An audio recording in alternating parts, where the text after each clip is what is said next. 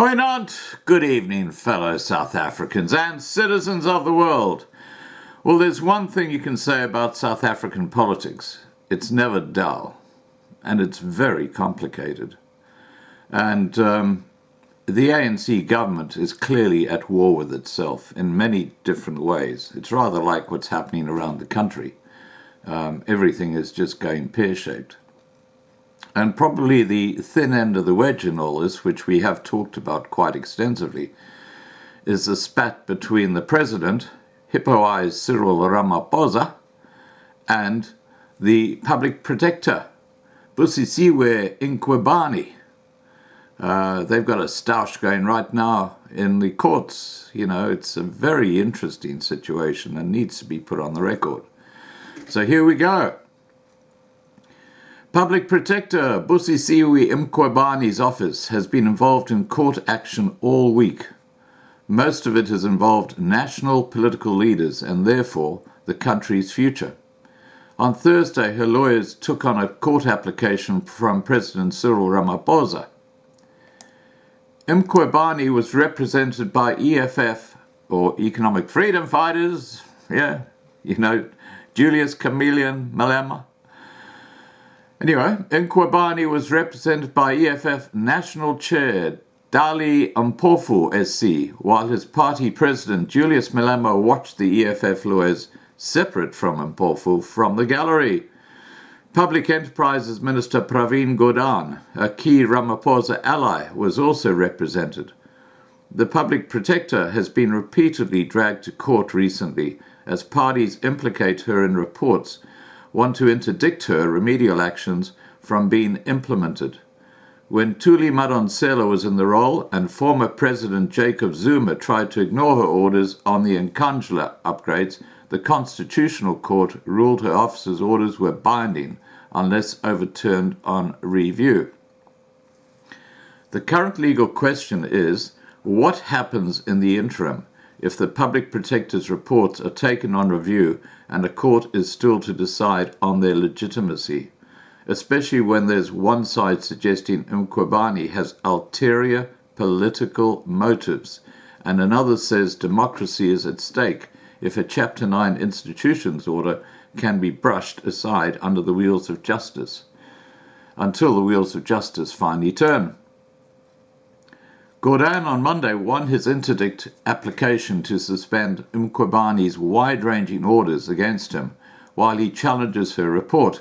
On Tuesday, horse racing group Phumelela Gaming and Leisure interdicted her report without opposition from Mkhwebane.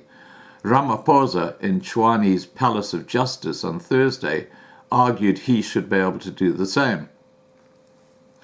The president was challenging Mkhwebane's remedial action, instructing him to give her a plan on disciplining Gordhan, and then acting on it after she found the minister wrongly approved former SARS, or South African Reserve Service Deputy Commissioner Ivan Pile's early retirement at SARS when he was head of the revenue body. Hamilton Manechi, SC for Ramaphosa, said there were two grounds as to why the president should not yet have to act against Gordhan. First, he's already complied with Mkhwebane's order. She told him to consider her report, inform her how he'd discipline him, and take appropriate action. Ramaphosa wrote to Mkhwebane to say he had considered the report, but it would only be reasonable to take appropriate action once Gordhan's review was completed. Otherwise, he wouldn't know what the penalty might be appropriate, or if one was needed at all. If the court ruled that there wasn't enough, Manechi said Ramaphosa should receive an interdict against disciplining Gordhan, while the report was still subject to judicial review. The overall interest of justice favours a granting of the stay application, he said.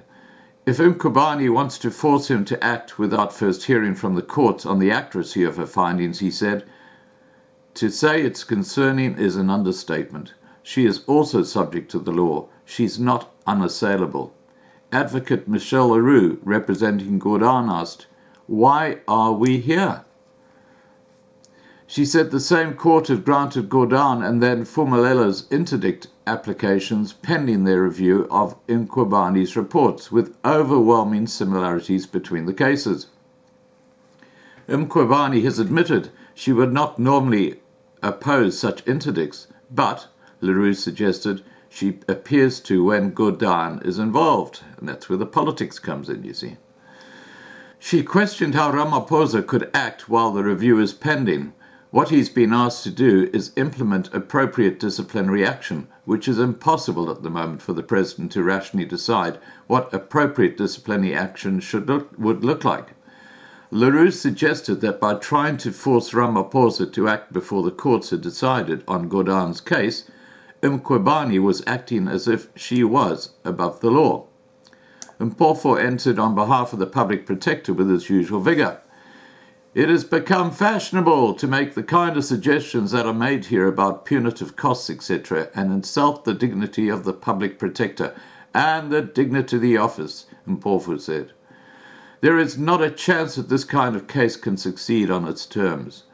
Mpofu rejected Ramaphosa's claim that he had complied with Mkhwebani's remedial action because she told him to submit a plan to discipline Gordhan subject to her approval, which he never approved.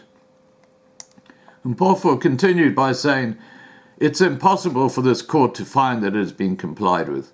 This must be some kind of joke." I tell you what the joke is. The jokers are jokers who are actually in the courtroom.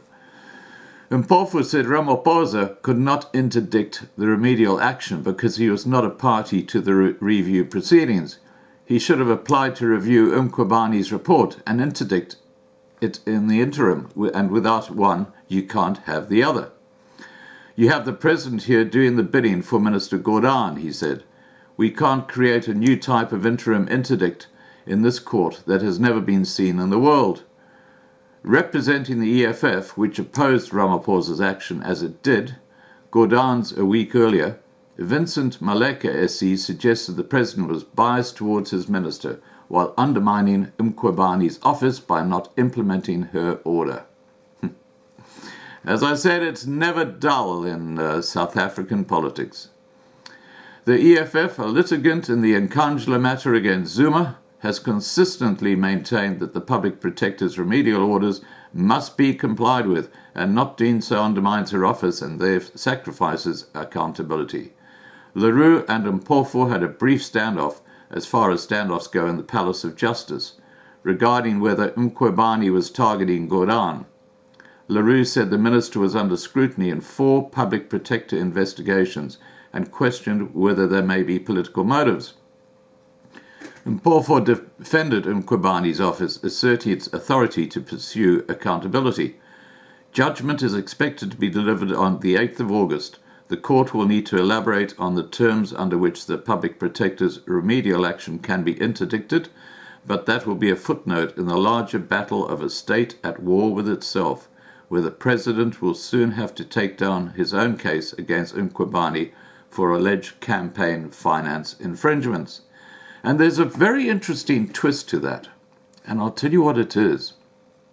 The public protector herself is now under question regarding big payments to her by Bosasa.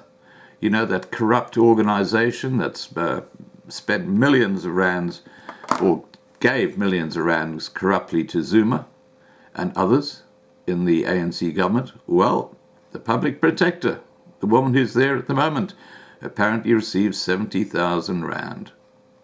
Please remember to subscribe to be kept informed, ring the bell for updates, and have a great evening.